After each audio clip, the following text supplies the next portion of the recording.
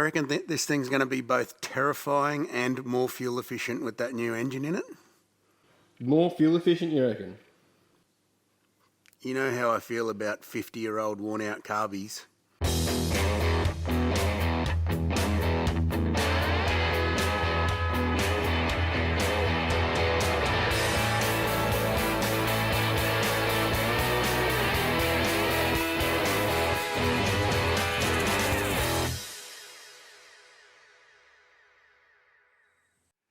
Welcome back to the Skid Factory. This is Gav's 1971 Nissan Skyline 2000 GTX. It's a pretty special car, and a special car needs a special engine. So let's head back in time, head over to New Zealand and meet up with Nelson from Hartley Engines and Motorsports so we can go through the new power plant for the Hako. Almost 2 years ago, we jumped on a plane and set off for New Zealand to catch up with our mate Nick Bro from Wicked Machine Works. Nick showed us around and we were lucky enough to meet some awesome people with some very impressive cars.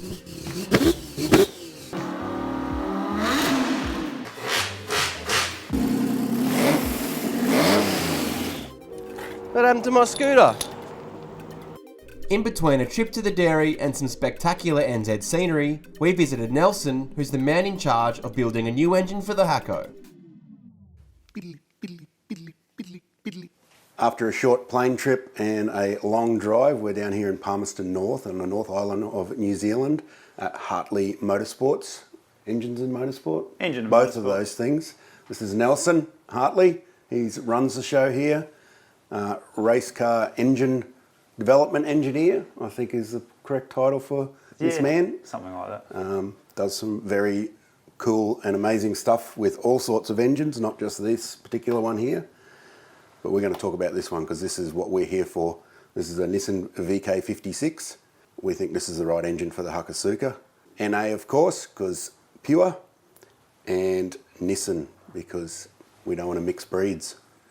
What can you tell us about this engine, not this particular one, but the VK56 as an engine straight from Nissan? So the VK56, very good engine from Nissan. Like, we're a massive fan of them. When we looked at all the V8s available for a lot of the applications we have, the VK56 just stood out. Like, we've used it for, so this is one of our super stock engines. It's built for a particular task where they've got a carburetor, the engines are offset, so everything's sort of hanging out the side. Whereas for your version, it's going to be ITBs and a little bit more compact in the front. Yep. But it's so strong. Like, when you pull it to bits, you would swear the block was built for with motorsport in mind. Yeah. So it saves us a lot of work. Yeah, we could make a block if we wanted to, but when Nissan have done such a good job of it, it's easier just to use their stuff and then make everything else around it. And this is a relatively new engine as well, so you can still buy new parts from Nissan. we can. Although we don't use many Nissan parts, the parts we do use, we can still buy brand new, and the parts we do use are more than adequate. And it means we don't have to make everything. Like the standard crank, we've put over 1,300 horsepower through the standard crank. It's steel. This particular engine here has got one of our own billet cranks in it, but that's simply because it's a 4 litre. So we have to change. This is no longer 5.6. It's right down to 4 litre, and that's just because it has to fit in the class, which is restricted to 4 litre capacity. So like as an idea, like at 4 litre. We're still making over 550 horsepower at 10-to-1 compression in a carburetor. Like, it's pretty impressive. So, leave it at 5.6 litre or go a little bit bigger in the bore. Use the standard valves, put some decent valve springs and some cams in it, and a road going engine that makes 550 and some compression, sort of 600 horsepower is, it's a bit of a walk in the park for one of these. I think that might be enough for the 1,400 kilogram car. You think, Woody? I think so. Maybe a little bit too much. Maybe. Can Gavin drive? You'll have to learn. We'll tone it back. So originally, obviously the Hakosuka is a very special vehicle. It's quite a rarity. I'd say that most Australians and most Americans probably have never even seen one, other than maybe in a picture or so. So that's the first one I've ever seen in person. So we were mindful of it being a pretty special vehicle, and to sort of go along with the heritage of it. Gavin originally was asking me about like RBs or I think he even said VQ, and I said, oh no, that's horrific. because they sound bad. So I actually, because I'm a fan of the Nissan and Toyota V8s, had a little bit to do with them, just because out of interest, I just sort of got hold of them and messed around with them because I wanted to. So with that in mind, a mutual friend of Nelson and ours sort of linked us up and we talked about it. But the car doesn't need a race engine, so Nelson and I discussed it, and he's come back with a plan to build an engine that is race inspired, makes good power, but it's not like this engine. This engine's very, very valuable, isn't it? Oh, like this is they're sort of talking upwards of sort of 60,000 NZ dollars. So. But there's a lot of, we've built this to a set of rules, and we've done a lot to make the most power we can within those rules. And it's also got to survive it with severe abuse. This particular one, full contact motorsport, which for those who haven't seen Superstock racing in New Zealand, it's something a little different. It's like a bash-up derby sort of with giant engines. Yeah, with cars that cost way too much money, and teams that take it like it's almost full professional. Racing for guys. sheep stations, literally. Maybe. Yeah, it's pretty wild. There's some it's different. But when we first started talking, it was interesting because I sort of got a bit of a feel for what the car was, and I quite like the car as well. Like, it excited me a bit, and I think I put an idea for it, and you guys were kind of like, "Oh, that's."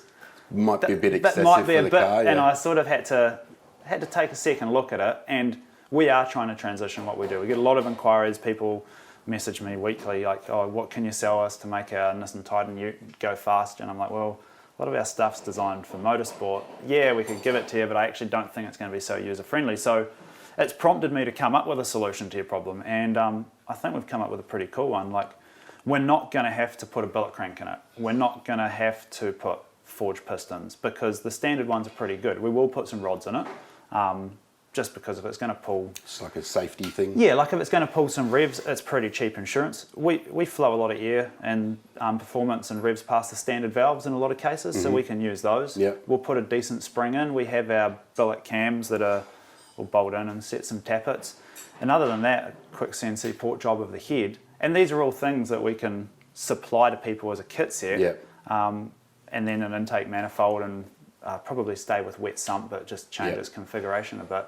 It's actually a fairly feasible engine for most people to actually be able to afford, obtain. A reasonably economical engine that's going to sound good, make good power, be reliable.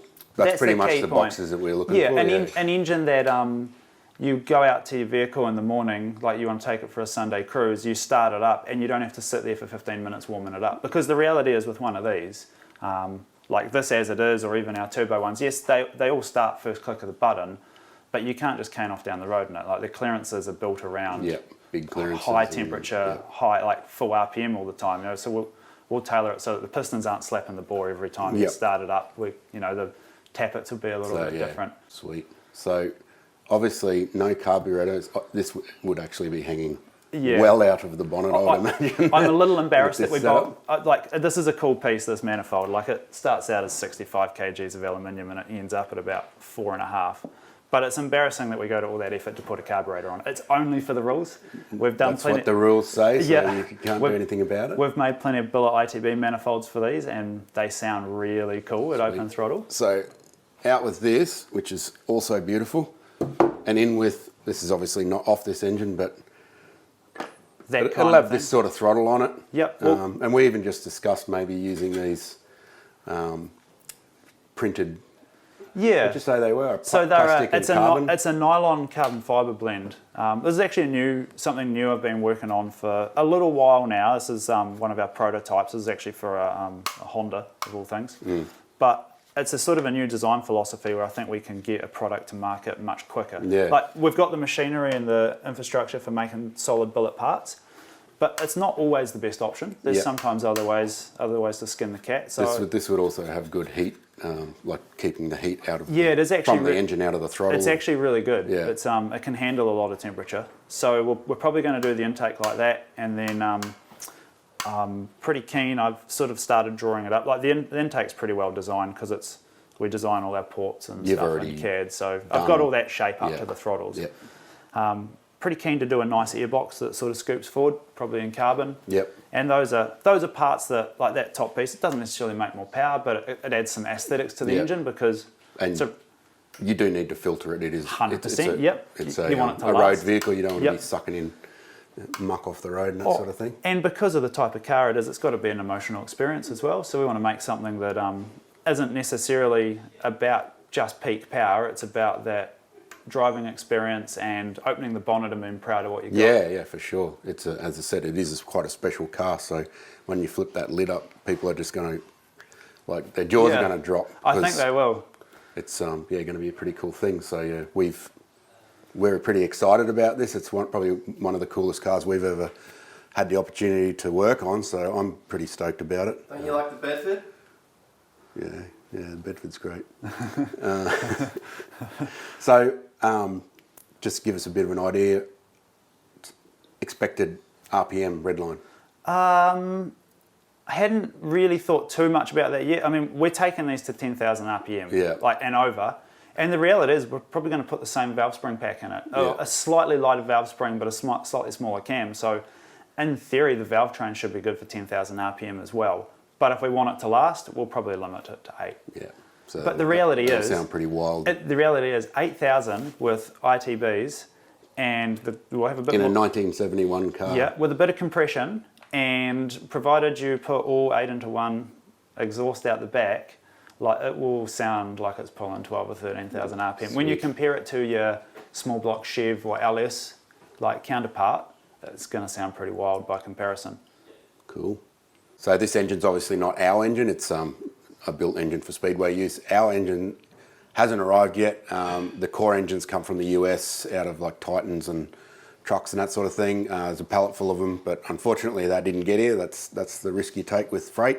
So we're going to leave all this in Nelson's very capable hands. Hopefully you can pull out the iPhone or something and take a couple of vids while you're doing it. Grab the tripod out of the playroom at home and bring it on down. And we'll head back to Australia, and we're going to wait by the mailbox for the finished product to turn up. Looking forward to it. Yeah, same. Thanks a lot, mate. Yeah, no problem. It's awesome to come over and meet you and see your incredible facility. Yeah, thanks. Can't wait to get the engine. Yeah, I'm looking forward to seeing how it goes too. I bet Gavin can't wait either.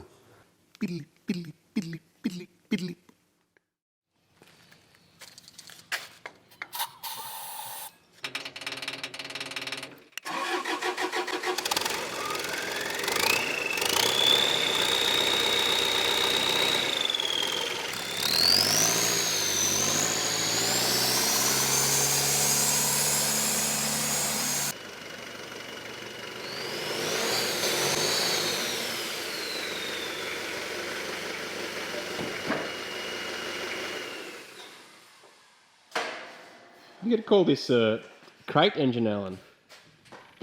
Is that a dad joke? No? Great engine? Oh, I see what you did there. Great engine. It's a great engine in a crate. It is. Hopefully. We've been waiting quite a while for this. Pretty keen to get the lid off and have a look. We've seen renderings of what the sort of final form was going to be. It's far from a standard engine in appearance and internally, so we're pretty keen to have a look. Unfortunately, Woody reminded me that we are a YouTube channel and that we have to do unboxings or uncratings in this case. So you and I are going to have to wait till next week to see it. So tune in then. We'll get the lid off, unwrap her, and maybe even think about swinging it into the Hako. Thanks for watching. We'll see you next week. Hakosuka.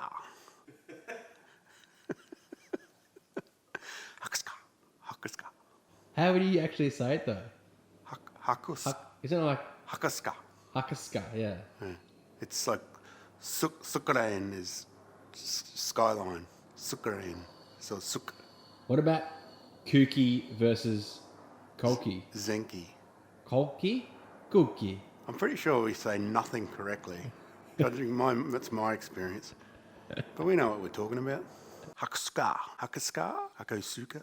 Hakosuka, mate. Welcome back to the Skid Factory. Nissan Skyline. Go again. This is pissing me off. Welcome back to the skid. Welcome back to the Skid Factory. And lost it. And not but. But let's head back. No, that's not but. It should be so let's. You're right. Welcome back to the Skid Factory.